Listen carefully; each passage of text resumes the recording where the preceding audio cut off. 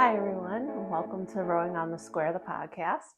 I'm here today to talk to you a little bit about warm-up and what does warm-up look like if you're healthy versus an injured rower. So for my healthy rowers out there, what we're thinking about as far as warm-up is we want to make sure that we're hitting all the important parts of the body as we're warming up. We want to make sure that we're getting the opportunity to work on our ankles. Or ankle flexibility is extremely important as far as your range of motion going up to the catch and what that position will look like based on what range of motion you have in your ankles.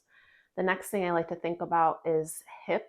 We want to make sure that we're warming up that hip, getting into like a deep squat. Deep squat hits both of those areas.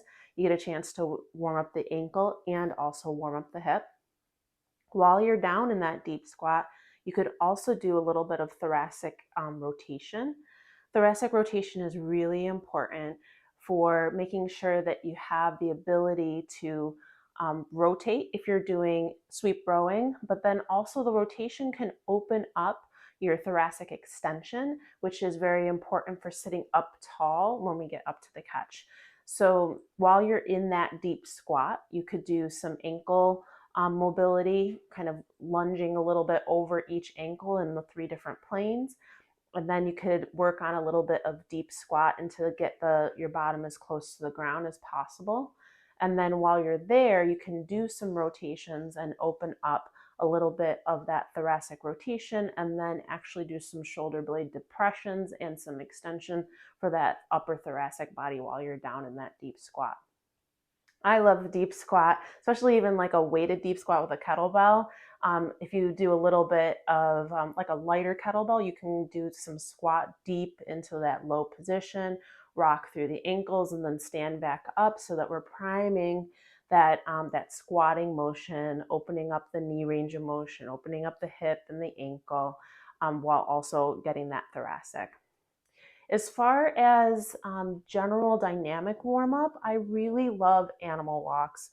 Why do I love animal walks? Well, back in a couple iterations of being a physical therapist, I was a pediatric therapist, and the movements that we do to learn how to walk, to balance the muscles on the front and the back of the body, are a lot of what those animal walks will do for you. So getting down and doing a tiger walk or an inchworm or a frog jump, all of those different motions are hearkening back to the things that we did when we were babies in order to get our strength up to 100% so that we could become upright bipedal human beings. So I love animal walks for both youth and masters. Masters, get down there and use your hands, crawl around, do those activities because they're extremely important for us in our rowing.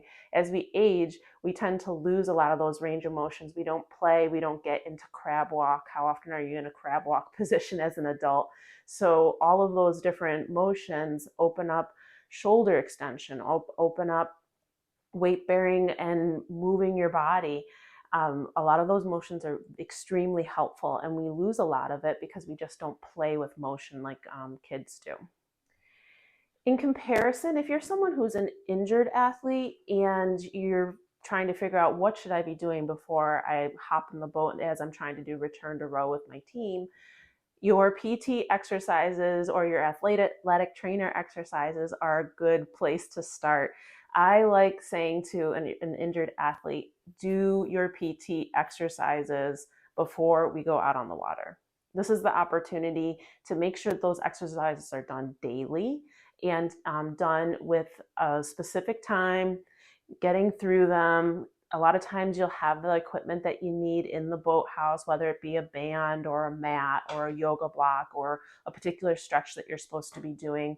It's just good cueing throughout the day. And I like to think of it as the idea of habit stacking. You're already going to practice and you're already going to be there. Everybody is going to be warming up. If you don't do the team warm up, you can do your PT exercises as your warm up. I think it's a great opportunity to fold them into your life and not have to try to create a new habit around them.